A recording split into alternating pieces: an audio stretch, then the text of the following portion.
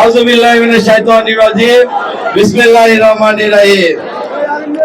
আজকে এই বাঁশখালী থেকে বারবার নির্বাচিত সাবেক সংসদ সদস্য, বাঁশখালীর গণমানুষের নেতা, সাবেক প্রতিমন্ত্রী, চট্টগ্রাম দক্ষিণ জেলা বিএনপি সাবেক সভাপতি আমার মরহুম পিতা আল্লাহ জাফর ইসলাম চৌধুরী স্মরণ সভায় উপস্থিত সম্মানিত সভাপতি, উপস্থিত রয়েছেন প্রধান অতিথি হিসেবে আমাদের বাংলাদেশ জাতীয়তাবাদী দল জাতীয় স্থায়ী কমিটির অন্যতম সদস্য জনাব আমির খসরু মাহমুদ চৌধুরী, উপস্থিত রয়েছেন প্রধান বক্তা হিসেবে আমাদের চট্টগ্রাম বিভাগীয় সাংগঠনিক সম্পাদক জনাব মাহবুবুর রহমান শামীম সহ মঞ্চে উপবিষ্ট সকল সিনিয়র নেতৃবৃন্দ এবং আমার এখানে মঞ্চে উপস্থিত আছেন এখন আমাদের চট্টগ্রাম দক্ষিণ জেলা বিএনপির আহ্বায়ক ইদ্রিস মিয়া সহ মঞ্চে উপবিষ্ট সকল সিনিয়র নেতৃবৃন্দ, আমার সামনে উপস্থিত বাঁশখালীর তৃণমূল নেতা কর্মীরা এবং আমার প্রাণপ্রিয় বাঁশখালীবাসী, আসসালামু আলাইকুম ওয়া রাহমাতুল্লাহি ওয়া বারাকাতুহু।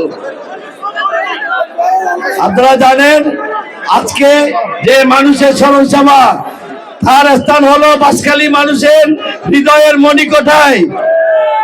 তিনি ছিলেন বাঁশখালীর আপামর জনসাধারণের নেতা। আমার পরম পিতা সারাটি জীবন দিন রাত পরিশ্রম করেছে বাঁশখালীর জন্য। তার জীবনের বেশিরভাগ সময় দিয়েছে বাঁশখালীর জনগণের সাথে এই বাঁশখালীতে। আজকে আমরা ধন্যবাদ জানাতে চাই আমাদের প্রধান অতিথিকে, তিনি তার মূল্যবান সময় দিয়ে আজকে এখানে উপস্থিত হয়েছেন। আমি শুধু আপনাদের সামনে একটি কথাই বলতে চাই, আমি মহান রব্বুল আলামিনের দরবারে শুকরিয়া আদায় করছি যে আমি বাংলাদেশ জাতীয়তাবাদী দল বাঁশখালী থেকে এই ধানের শীষের মনোনীত প্রার্থী হয়েছি। এর জন্য আমি ধন্যবাদ জানাতে চাই আমাদের ভারপ্রাপ্ত চেয়ারম্যান জনাব তারেক রহমান সাহেবকে এবং আমাদের স্থায়ী কমিটির নেতৃবৃন্দদেরকে।